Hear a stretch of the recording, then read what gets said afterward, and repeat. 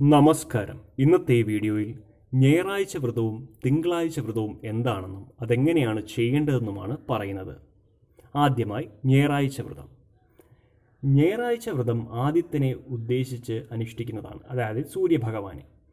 തെറ്റിപ്പൂവ് തുടങ്ങിയ ചുവന്ന പൂക്കൾ കൊണ്ട് പൂജ ചെയ്ത് രക്തചന്ദനം പ്രസാദമായി ധരിക്കേണ്ടതാണ്. ഉപ്പ്, എണ്ണ എന്നിവ വർജിച്ച് ദാനകർമാദികൾ നടത്തേണ്ടതാണ്. ഒരിക്കൽ ഊണ് കഴിച്ച് ശുദ്ധവൃത്തിയോടെ കഴിഞ്ഞാൽ വളരെ നന്ന്.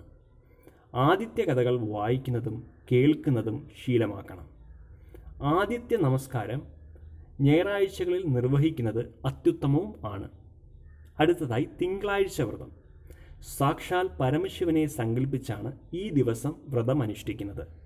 പ്രത്യേകിച്ചും മേടം, ഇടവം, ചിങ്ങം, വൃശ്ചികം മാസത്തിൽ ഈ വ്രതമെടുത്താൽ ഫലം വർദ്ധിക്കും. ചിങ്ങമാസത്തിലാണിത് ചെയ്യുന്നതെങ്കിൽ അതിവിശേഷ ഫലമുണ്ടാകുന്നതാണ്. ഒരിക്കൽ ഉണ്ട് അർദ്ധനാരീശ്വര പൂജ, ഓം നമഃശിവായ എന്ന മന്ത്രത്തിൻ്റെ ജപം, ശുഭപുരാണ പാരായണം എന്നിവയാണ് ഈ ദിവസം സാധകന് വിധിച്ചിട്ടുള്ളത്.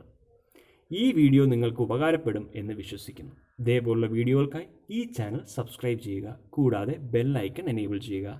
നന്ദി, നമസ്കാരം.